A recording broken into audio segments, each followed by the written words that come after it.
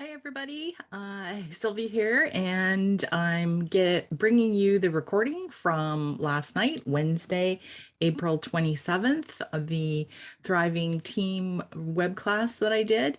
I've re-recorded this because I did have some glitches with my Canva presentation with the videos, and I thought it would be great that you get the recording with that working. And if there's any questions, obviously, you can reach out to me. There was a lot of pauses with the presentation glitching and overreaching. So I'm going to get started now and go on with the presentation. So Thriving Teen Masterclass. As I said, I'm Sylvia Kozerzak, and I own and operate Walkabout Canine Consulting. I help owners in person and virtually worldwide. So this is the Teen Masterclass, and this is about understanding your teen. So I am a certified dog trainer and certified behavior consultant, as well as fear-free certified professional. So this class is all about understanding your adolescent dog. And today's topics are going to include how dogs learn, bonding with your teen, what adolescence is, the importance of scent, focus, building new behavior, touch sensitive, finding your dog's motivation, understanding dog play. So what you can expect with an adolescent dog, there's a lot of things that are happening with our dogs. So when it comes to canine development, there are several stages they will go through. Perhaps the most challenging is adolescence. This is a period between sexual maturity. So this does not mean it is sexual maturity. And it's the transition to social maturity. And this typically happens between the ages of 4 and 36 months, though it does vary between breeds and individuals. So we do see adolescence ending sooner with smaller breeds. And again, it does really depend on your dog. Okay. During this time, there's a lot of things that are happening. And their bodies are growing, they're becoming bigger, they're becoming physically stronger, their hormone levels are rising, changes to the brain chemistry. So, and we're not just talking about their sexual hormones. There's a lot of other hormones that run through their body and have an influence on everything that's going on. And a lot of things that are going on in the brain. This is the time where your dog becomes typically more interested in other dogs. They become typically more interested in the environment. Okay, so that may be something that you are seeing, and that is typical. They become really interested in other dogs. You may see your dog not listening, and that's normal as well. Okay. So I don't know if I'm describing something that you are seeing. All right. So they're also going to be growing in spurts, and this can lead to an imbalance in your dog's developing body. You may see that their back legs longer than their front legs. They may seem really, really clumsy because of that, or clumsy just because they haven't developed the skill and awareness of their body. They might also experience some discomfort associated with some rapid growth, and they could just start to dislike harness, react to touch on certain parts of their body. Their hormone levels are rising, and changing to the brain chemistry also means that teens can undertake more risky behavior to find excitement and pleasure, something that we probably can relate to when we were teens.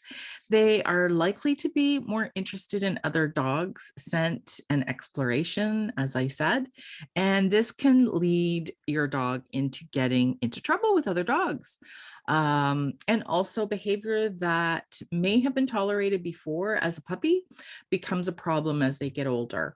Dr. Ian Dunbar, who is a very well-known dog, he's actually a veterinarian and a behaviorist.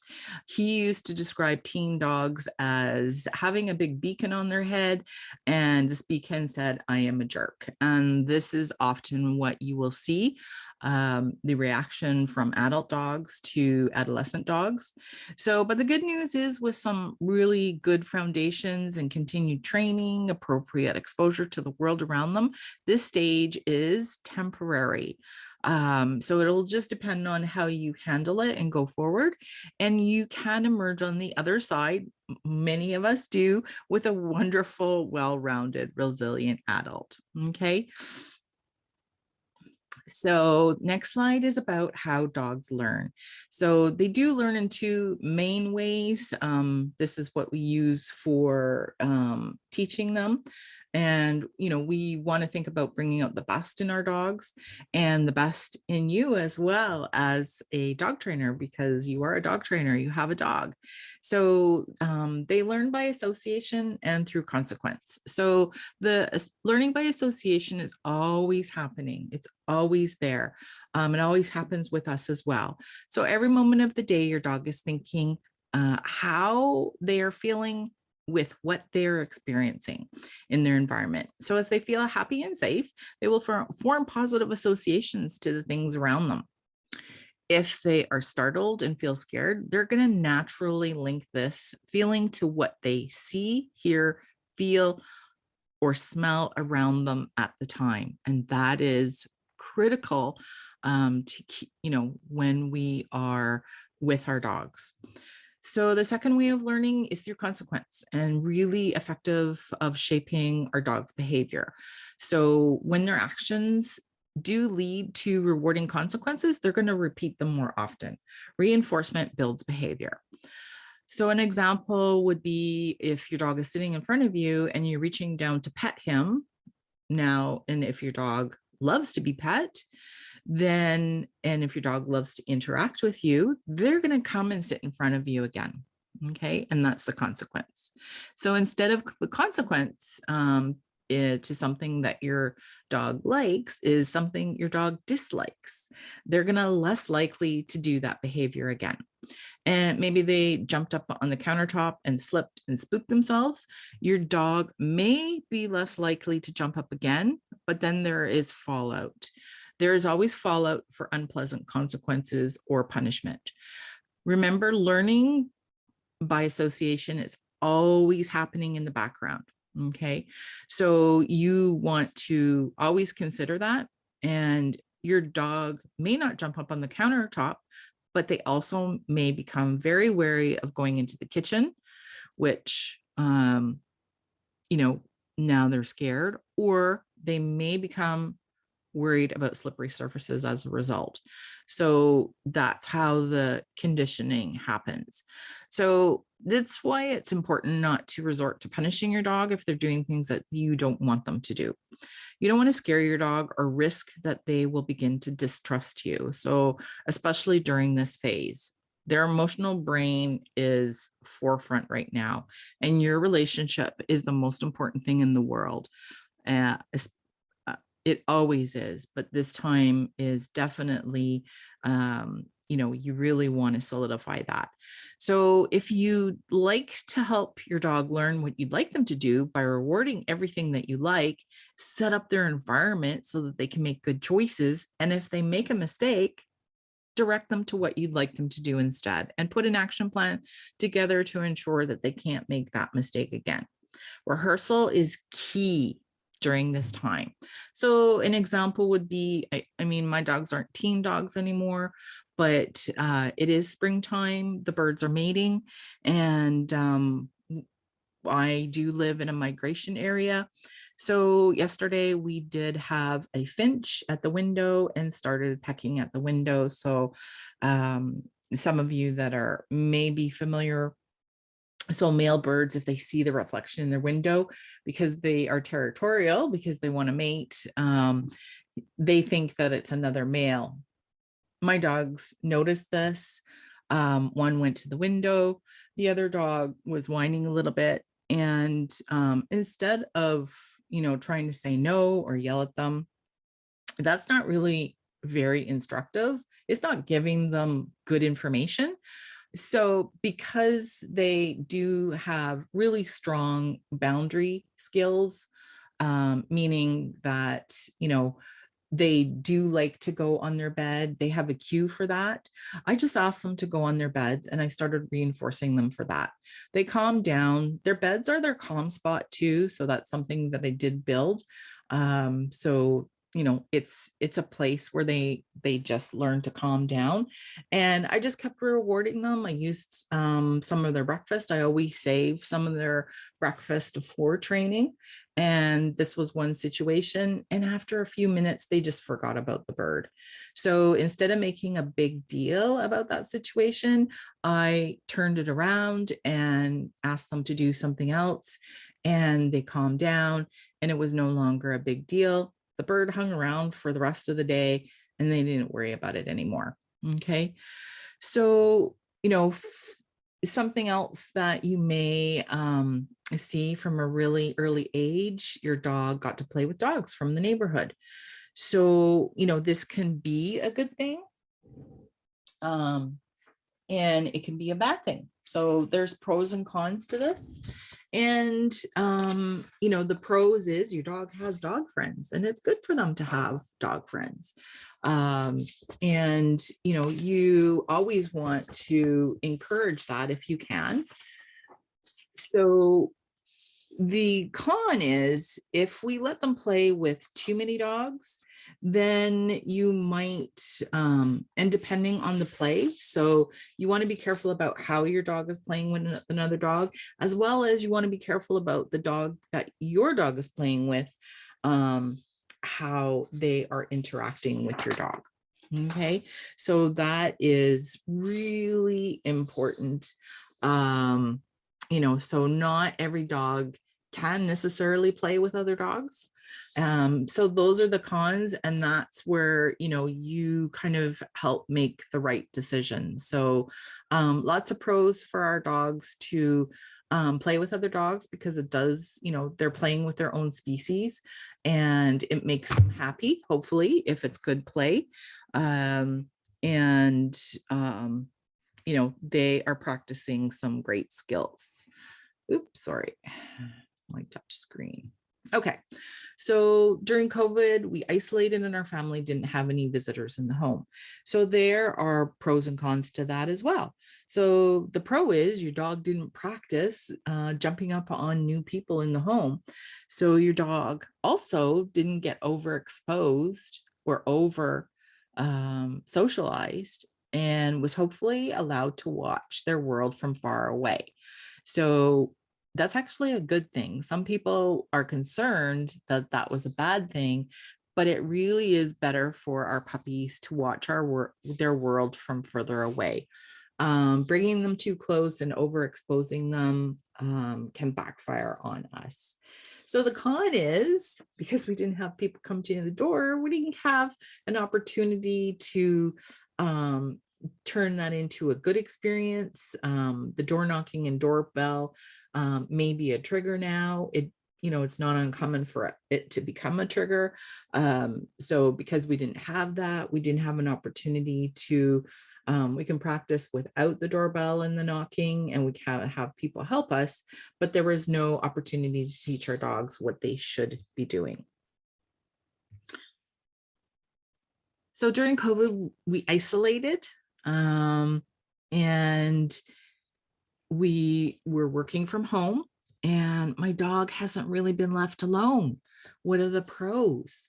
Well, we were able to build a really great connection, and we probably had more time to spend with our dog. Hopefully we had more time to train our dog, because we didn't have all that travel time. Sometimes families did find themselves busier because everybody was at home. So that may have been the con. Our dogs may now have some separation anxiety, or they just haven't learned how to be alone. So there is a difference between the two. I'm not going to get into that, but separation and true separation anxiety is a real phobia. And dogs that haven't learned how to be left alone, that's kind of a different column. Okay. And yeah, so that would be the con for that. Okay. Dogs are social species, so being alone is not normal for them. And if we didn't give them an opportunity to have that experience and it being a good and calm experience, then that's the con part of that. So during adolescence, your dog can become touch sensitive. All right. And we can see that during adolescence become sensitive with different parts of their body due to the discomfort of their growth. And why is this? That's just because their body is growing. The musculoskeletal is just growing and developing. It's not uncommon for teens to have growing pains, especially the larger breeds, although this can be seen in smaller dogs. So this is why dog-dog play can be very, very tricky. Although we can still see it in smaller breeds, maybe more so with the dog-dog play. So it's important that we recognize this and know what to look for. If your dog is uncomfortable, you might notice that they behave out of character. Perhaps they're less settled or don't like petting in certain areas of their body that never used to be an issue. If your dog is unhappy with being touched, they might turn away. They might lick their lips, close their mouth, start panting, pull their ears back, or even walk away.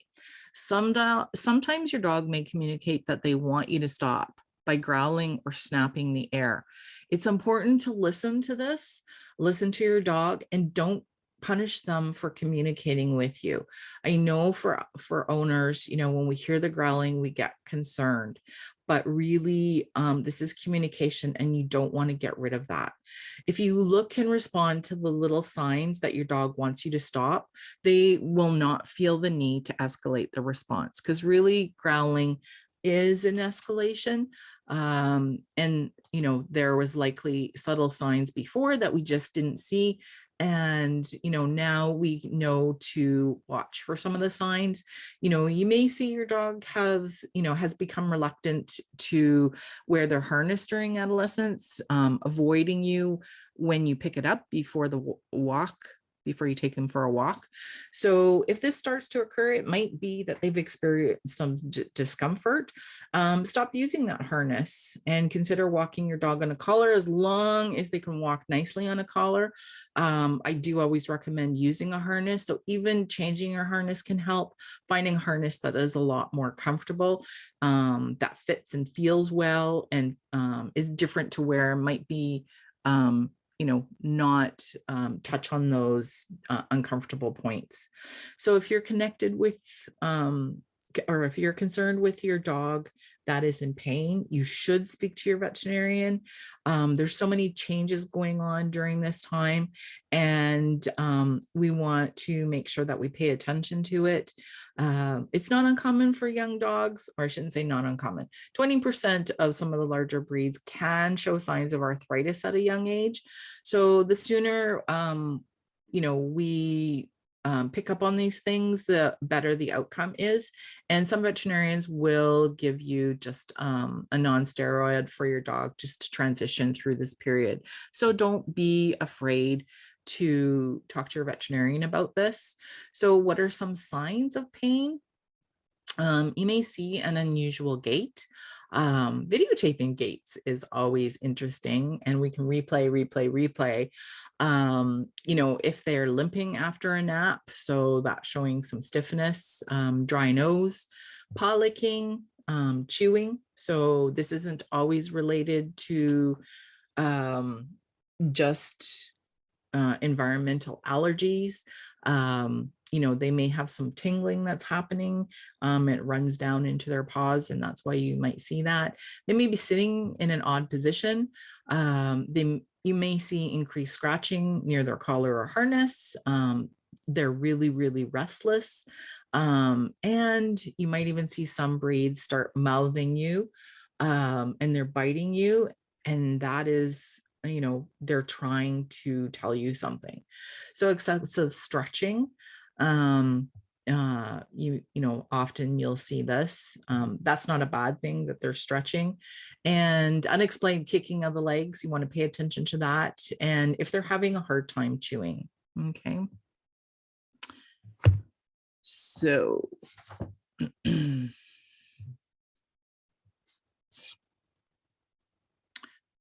okay, so a little bit more about touching.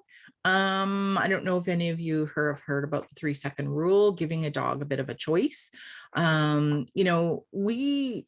I think if I say, do you like being hugged and kissed by everyone you meet?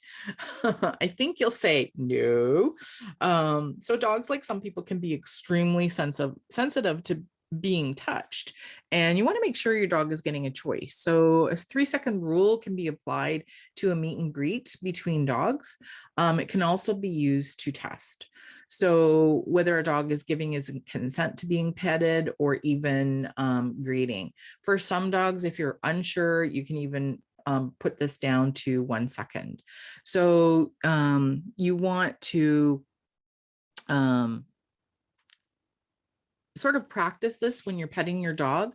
So to begin the exercise, with a dog close to you, relaxed, but free to leave if they wish. Okay. You can hold out your hand, your palms down, fingers tucked under for him to sniff. And if he approaches, you just offer a soft, gentle tickle under the chin on the chest. So this is really nice if you're meeting somebody else's dog. Some dogs prefer to be stroked, particularly on the side of the face. Some dogs don't like it. Some dogs really like under the chin. They really like the front of the chest. Other dogs really love their back scratched, and especially right at the base of the tail. And some dogs even present themselves for you to touch this for extra enjoyment.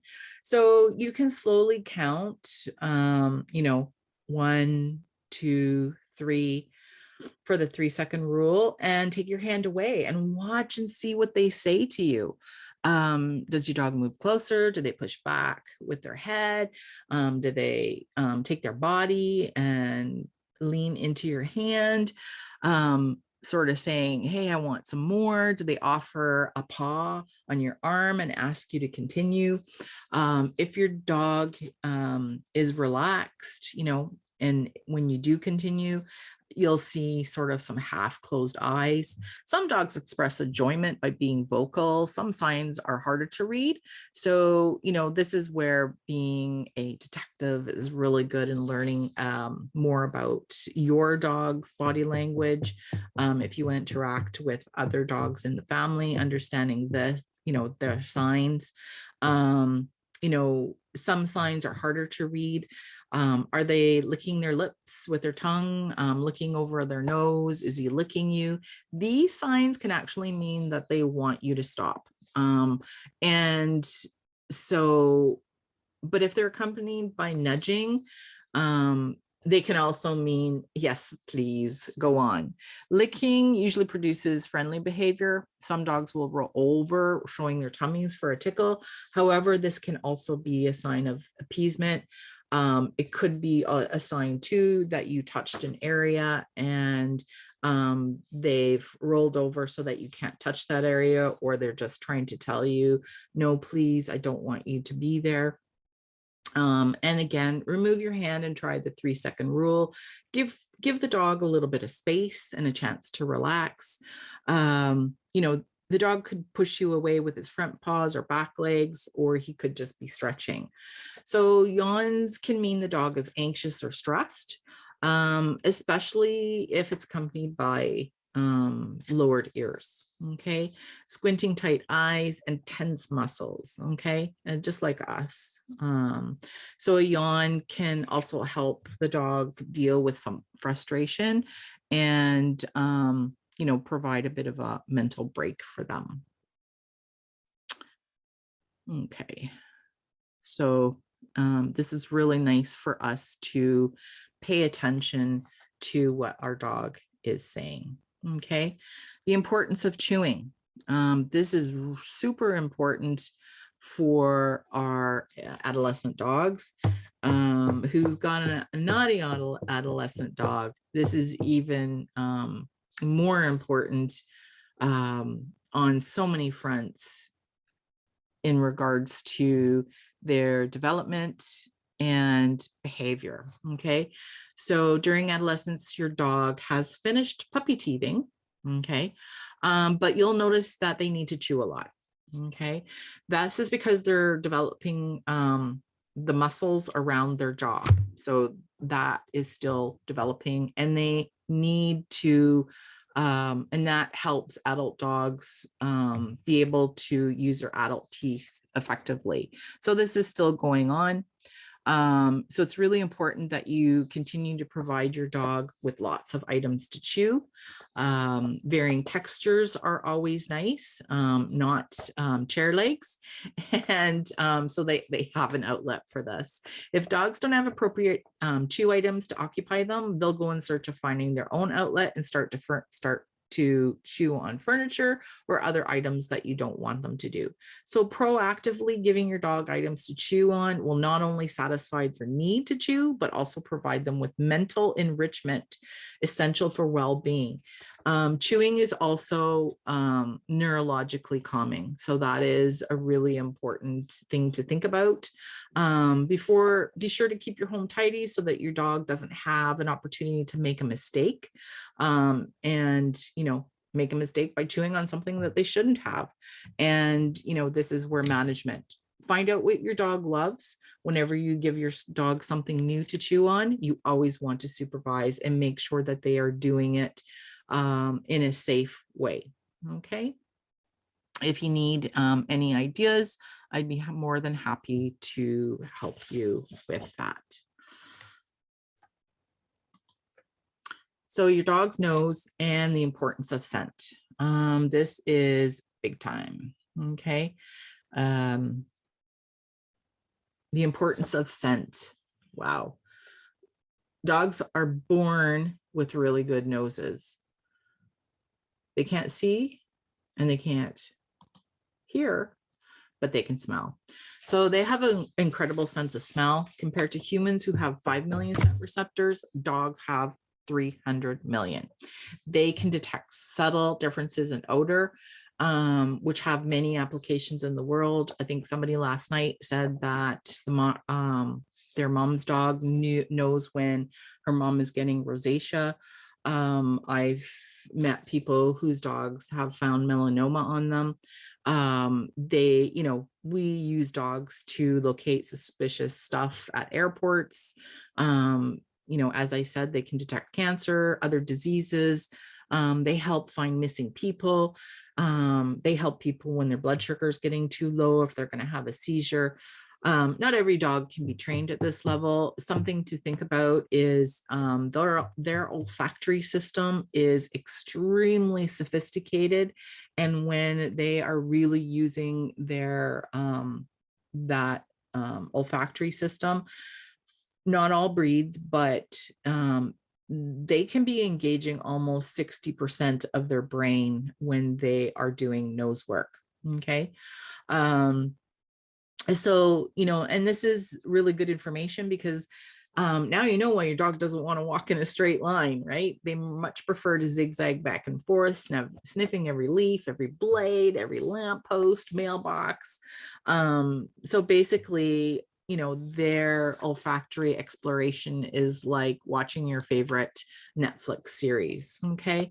There's a whole story going on for them. And it's important for us to give our dogs this outlet. It's such an amazing sense that not a lot of owners appreciate this.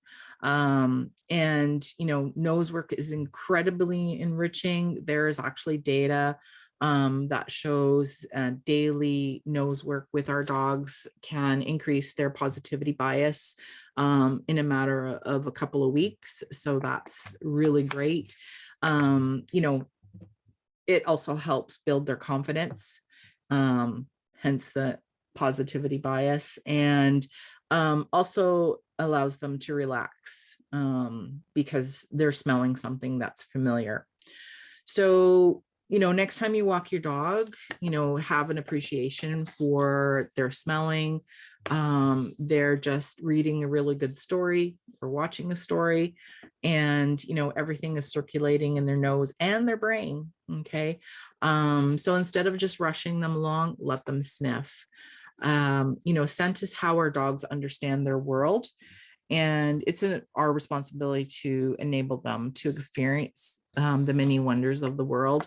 I love watching people walk their dogs. There's a couple of young men, they walk their dog. I think they're twins. They look like twins. Anyways, I love it. They walk their dog. When the dog wants to stop and sniff, they just stop with the dog. I love it. And sometimes we need to do that. We can use scenting as a reinforcement as well. So,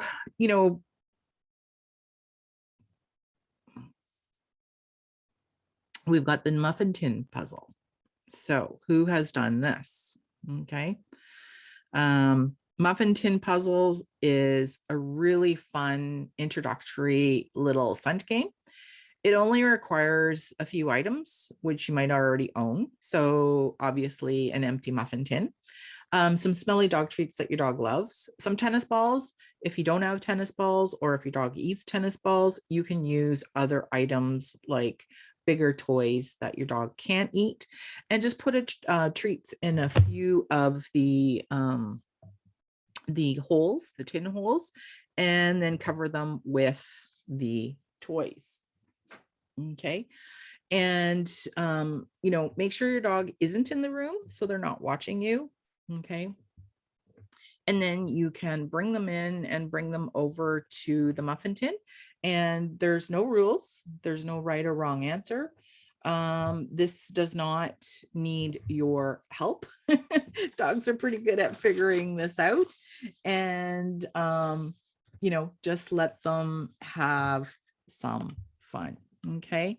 Let them explore, let them move the toys to get the treats. And, by moving the balls.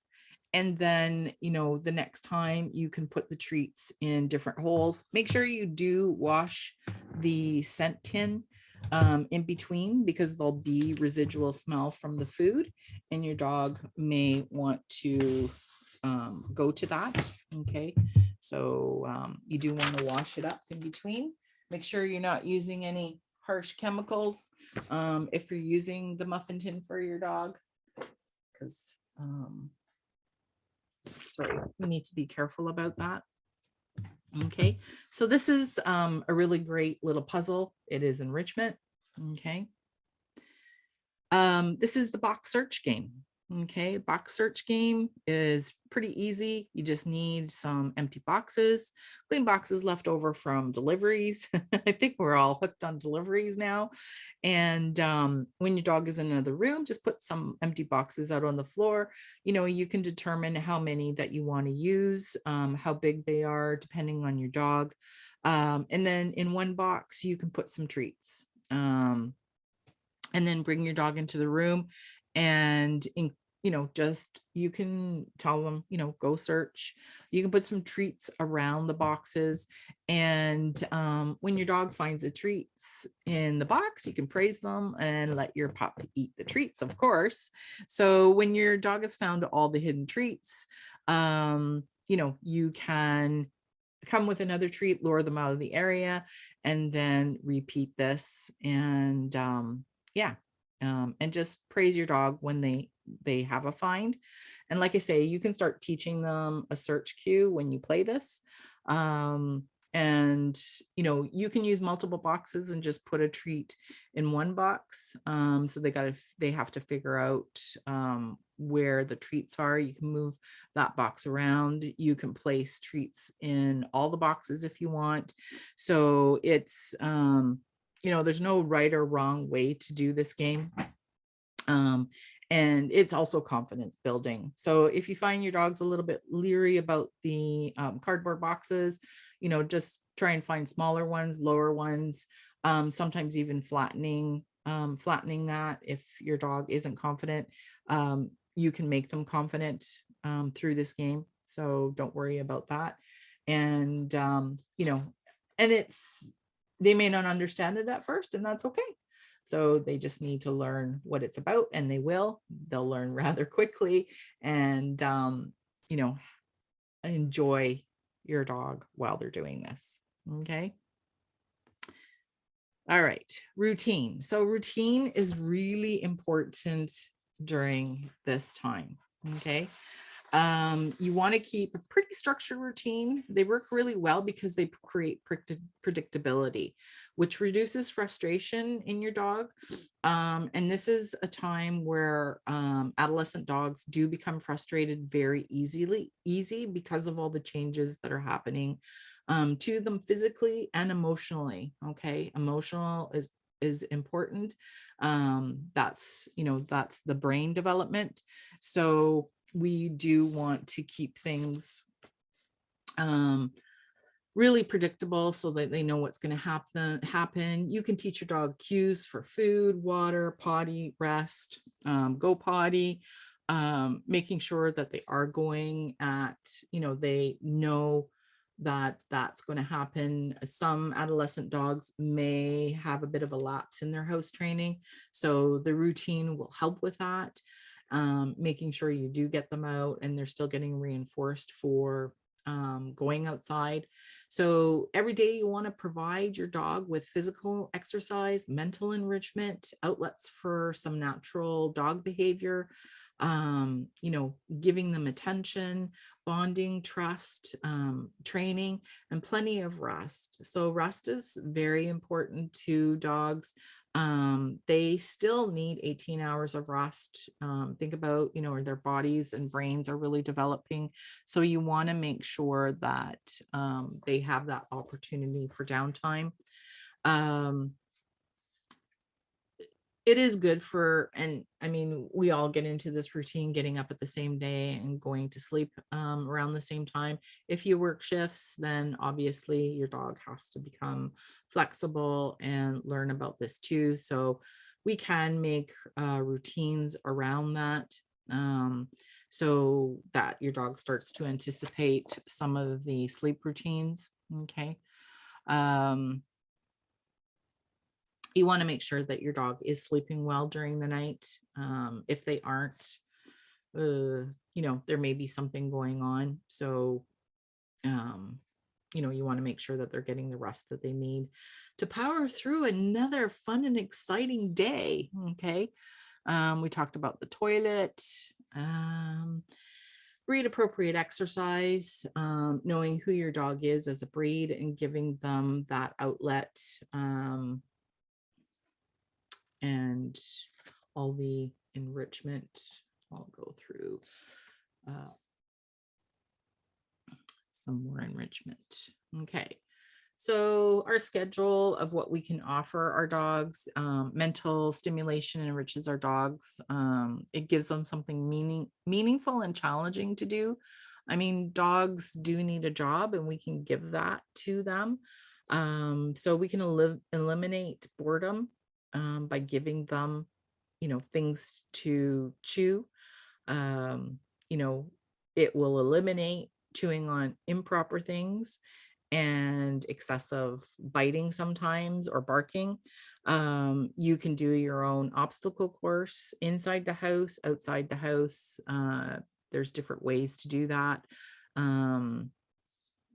Stuffed Kongs, something frozen ice cubes, frozen bone broth, frozen Kongs, Topples, which is another type of foraging toy made by Westpaw. You can freeze those. Snuffle mats, You can hide treats in a towel and make a snuffle mat out of that. You can do make a burrito and tea towels, different food dispensing toys. My dogs love the tricky treat ball. There's other stuff. Of course, the nose work games, if you haven't realized by now, is a great enrichment activity. A ball pit, you can get a big plastic container, throw treats in there. You can get plastic balls at the dollar store, or you can just use other items. You can take newspaper and crumple it, or flyers, crumple the paper into balls.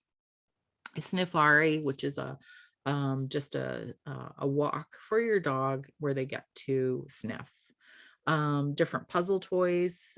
We can buy puzzle toys. We can make puzzle toys out of recycling, and making sure they are getting breed exercise. They do need exercise, but we also want to be careful about over exercising them. Fetch, tug, search, playing soccer, having a little bit of a run, swimming in the summertime, which is a very good physical activity. Someone last night asked about urban herding. Usually that involves some sort of a ball. You can use a soccer ball. Some people use a tray ball, which is kind of like exercise balls that we use. Okay. So training is probably, number one for on your list during this time. And believe it or not, it's fun for your dog. You don't need to do, long periods of time. You want to make it easy. And there's a lot of easy ways to train different concepts, and your dog gets to have fun. You can play recall games, targeting, building foundations. Give your dogs some experiences. So socialization, sounds of children playing. So you can play sounds and have them chewing in the background, so that they learn to be calm around these different noises. When you play the sounds, they don't need to be loud. Our dogs have a really good hearing. So the important thing that you want to see is your dog is being calm, and not alerting to the sounds that you play. Introducing them to new scents, introducing them to new areas, taking them on field trips, car ride to Starbucks. Some people love doing that, or Timmy's, for Timbits. You can go to a new parking lot and practice a little bit of training. It doesn't have to be a long time. You can go to an industrial park and do some training there, or just walk around and let your dog smell. You can use a nice long line. Beaches are really cool, tons of scents there. Some areas have doggy pools, and that's always fun. Parks, coffee shops, empty retail. If you do, there are some retail places that let you bring your dog. So, if it's a little too busy, it might be overwhelming for your dog. And it could be a matter of just standing outside a retail store and just letting your dog watch all the stuff that's going on. Hardware stores usually allow this. Going to a new neighborhood, that's nice to do that. So you're giving your dog that experience. All right, appropriate play. This is usually a hot topic. And so as your dog is going through adolescence, their body is going to be developing rapidly. Remember, I told you about that. And often it takes them a while longer for them to be socially and emotionally mature. Teen dogs need continued appropriate socialization, but they also need some careful exposure to the world as they develop. And you want to ensure that they grow up to be well-rounded dogs. So you don't want to get them oversensitized. If you're thinking of letting your dog interact and play with other dogs, the important thing is to realize what appropriate play and etiquette between dogs is. You'll need to match your dog to others in terms of their size, play style. Some breeds have very different play styles and energy levels. So You want to be careful because each dog, not just yours, both, all the dogs need to be enjoying the experiences. Some dogs love to chase and be chased. Other dogs enjoy contact, body contact, or wrestling. So your dog's individual play style will depend on a lot of factors. Like I say, breed. If you've got a crossbreed, then you have to kind of pay attention to see what they like, what their social history is, and what their character is. So good play, no matter what, should always be loose and wiggly. You should be able to see a lot of crescent shapes in the dog, so a lot of curving in their bodies as they move. There should always be some space between the dogs so that they're moving back and forth, taking turns to chase or be chased. Be on top, then roll underneath. Your dog should not always be the one that's doing the chasing and being on top. You want, when dogs are really well versed in play, you want to see moments of them being able to disengage, and also, to do something else to calm themselves down again, like sniffing. And, some dogs don't have this opportunity to practice, but then I do see a lot of adolescent dogs that have been put in situations where they have learned some bad habits. Sometimes we need to help our dogs through this. So because they do need to practice to moderate themselves. Some dogs aren't really good at naturally being able to do this, but we can help them by giving them lots of little breaks, keeping play interactions really, really short before they get, before you see stiff bodies happening, or, when after a minute your dog is having starting to get overexcited, over aroused, then you want to instill a nice calm break. And you can just go, put a treat in your hand, stick it in front of your nose, nicely call them away, get them into a sit, have them calm down. The other owner can do that as well, and just wait for some calmness. And I would wait for sure a minute or two, for a nice break. You want to watch for calm body language, and then you can actually cue, say, okay, go play. So that's using some smart reinforcement for your dog having the break and being calm. And when you get into the habit of practicing that, you're also teaching your dog that you're not just breaking off the play and you're leaving. So they'll want to respond to you, come for a break, say, hey, and then the reinforcement is going back. So keep the session short. It depends, on your dog. You can do 5-10 minutes. If your dog is not well versed, then I would look at even keeping it even shorter. Because if you see the play speeding up, and for some dogs, it can speed up even after a minute or two. And if it's becoming one-sided or there's stress signals, you do want to take that break, move away, and help your dog relax. Okay. So we can help our dogs have that appropriate play with a selection of social dogs as they grow up.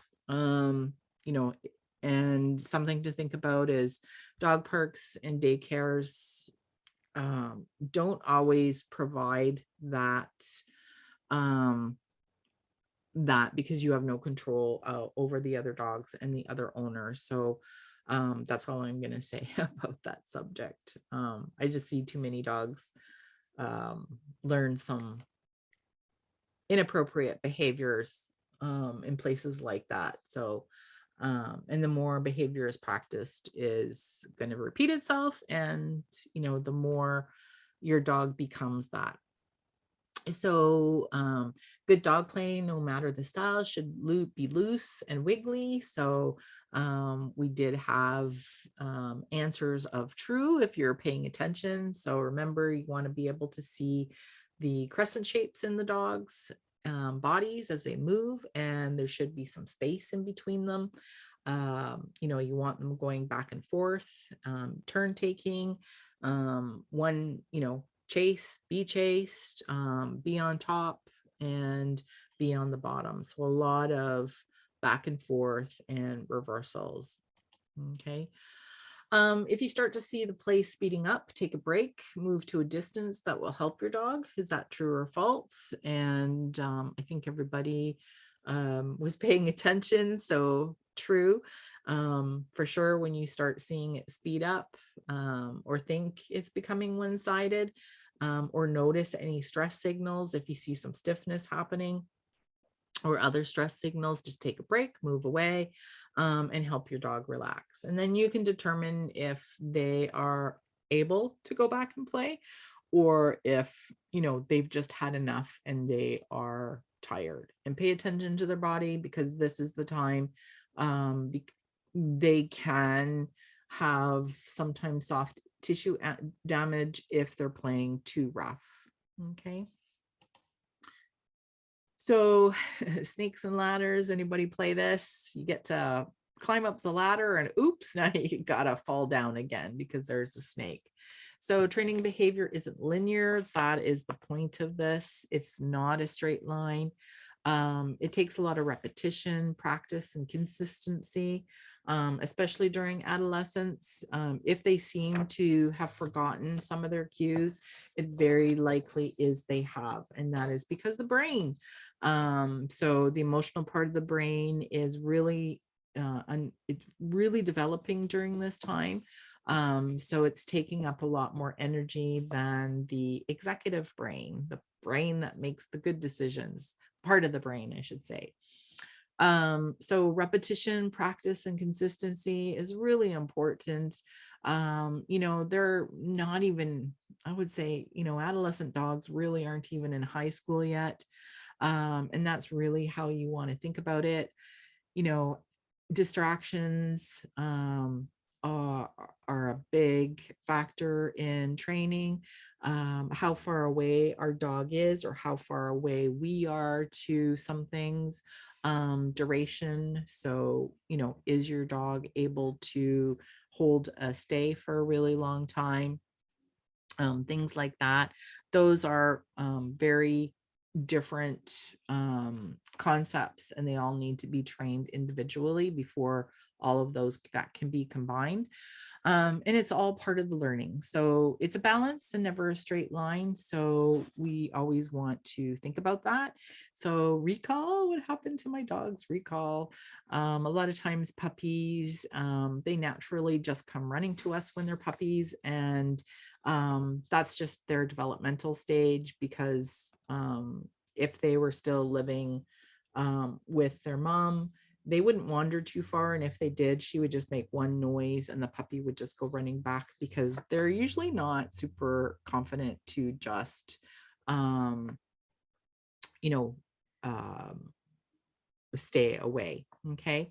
So, we want to remember that our dogs, adolescent dogs, are really interested in the external environment more than ever before. So they will tune you out for sure. And this is the best time to ramp up our training and keep things fun and easy. Recall is all about proximity. So that's a really important concept to teach our dogs. So we want to build a lot of engagement for being around us, coming to us. We want to make recalls a fun game and with no pressure. So this is a really fun game. You can supercharge your dog's rewards, use treats that are large enough for your dog to see. Show your dog the reward. You can put down a treat, wait for them to finish, and move away with a little bit of a jog and see if they follow you. And then you can give them multiple treats when they get to you. Okay. So, and them learning that they're getting lots of treats when they get to you, that's really gonna drive home the point of learning the recall. Okay. So that's a fun exercise that you can do with your dog. These are just some basic rules of reinforcement. More is better. So reinforcing with multiple treats when your dog gets to you, as I am with, this is an adolescent, but it is a puppy. More is a bigger motivator as well. Okay. And motivation creates desire. And more is also a high value reinforcer. And so this helps with the learning. Okay, so when we're teaching our dogs something new, and I would consider a recall for an adolescent dog something new, because now the environment is keeping them engaged. I am definitely going to be using high value reinforcer, and I'm going to be using lots and giving them lots when they get to me, not just one. It's going to be, 1, 2, 3. So more is always better. And that way they're also learning that they don't just come one and then try and run away from us. So for those of us that have new dogs, there will often be some overwhelm with the new surroundings. So there's kind of a 3-3-3 rule. It's not exact. Okay. So if you're bringing her home from the shelter, you want to think about everything that you're doing. If you think about it, if you're starting a new job, new school, you kind of know the feeling. It's kind of a sense of, being in an unfamiliar place, new people, new surroundings, new rules. There's a little bit of anxiety, or for some more than others. And so these are kind of some stages that our dogs can go through that are being rehomed. Like I say, it is just a guideline. It's not exact. It depends on the dog. The amount of time for each dog will vary for sure. And but this just gives you an idea what to expect. You want to remember any kind of trauma will definitely, anxiety is going to definitely extend these periods and require additional treatment. So the first 3 days, generally, new dog's going to be overwhelmed with new surroundings. So you don't want to be alarmed. And if they don't eat for the first couple of days, that's normal. So dogs are not going to eat when they're stressed, and that's just how their bodies and even our bodies work. It shuts down, the part of our brain that asks for food. And they may just want, they may seem shut down and just want to curl up under a table. And, they are unsure of what's going on. Or he may put you to the test and see what they can get away with. So, after 3 weeks, generally dogs are going to feel more settled, a little more comfortable. A younger dog may be realizing this is going to be their forever home, maybe figured out their environment, getting into a routine. So routine is really good. Helps the dog learn the predictability. We need to show the dog that we're predictable in a good way. So you want to pay attention. Real personalities are going to start coming out. So you may start seeing some behavior issues starting or showing. So just show your puppy or new dog what's right or wrong. And after 3 months, your dog may be completely comfortable in your home. Like I say, it does depend on the dog and where they've come from.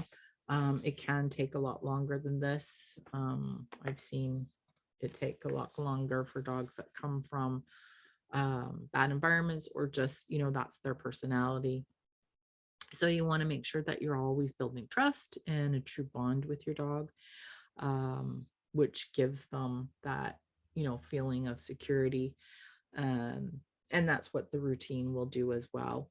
And, if he knows he's going to be getting fed at a certain time, I like saying ditch the bowl. Obviously, you can still feed out of the bowl, but don't underestimate the value of the calories and using them for foraging and training and all that sort of stuff.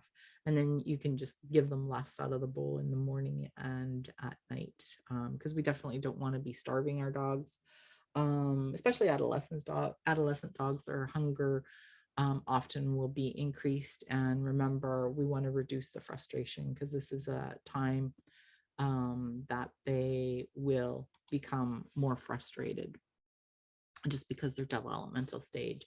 So thinking about weekly practice, if you take a 24/7 approach to training where, you've taught your dog some of the basic concepts, and then you start incorporating them in your daily interaction with your dog, it helps you build a habit. And then it's not just a training session. So dogs will predict when a training session is happening and will be ready to work, but we want them to give us the behaviors. We want to build the behaviors on a daily routine. So, create your routine and your schedule. Sometimes writing it down is very, very helpful for us. And think about can do and not can't do. Okay. You know, think about how you can turn situations around and make them positive. When you create a reinforcement rich life for your dog, you're going to create a better bond. You're going to create an opportunity so that your dog is motivated to listen to you. If you're always nagging at them and yelling at them, it will increase their stress and frustration. And adolescents can get frustrated rather easily. And we want to take away that. Have fun when you train your dog. Okay. Um, we always want to inject a lot of fun in our training. And thank you very much for listening. I'm really happy for those of you that did come to the Zoom live. Some of it was streamed. Some of you may not have been able to participate, so you're going to be getting the recording. What's next? I do have a virtual teen program. So these are some of the things that I help owners work on. So focus, obviously we need our dogs to pay attention everywhere, anywhere. And that's something that you need to work up to, our dog's confidence. And I know it's misspelled.